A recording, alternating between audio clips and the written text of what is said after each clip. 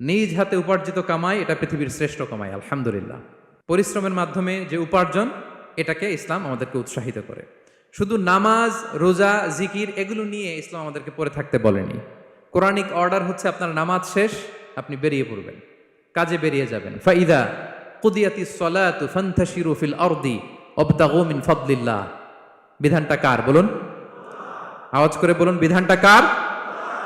এটা Quranic verdict, কোরআনের বিধান। নামাজ শেষ, গোল হয়ে বসে জিকির করতে বলা নাই আল্লাহ। আল্লাহ বলেছে ফান্তাশিরু ফিল আরদ ওয়াবতাগু মিন ফাদলিল্লাহ, জমিনে ছড়িয়ে পড়ো, আল্লাহ রিজিক তালাশ করো। নামাজ শেষ, বেরিয়ে যাবেন। কৃষক চলে যাবে মাঠে,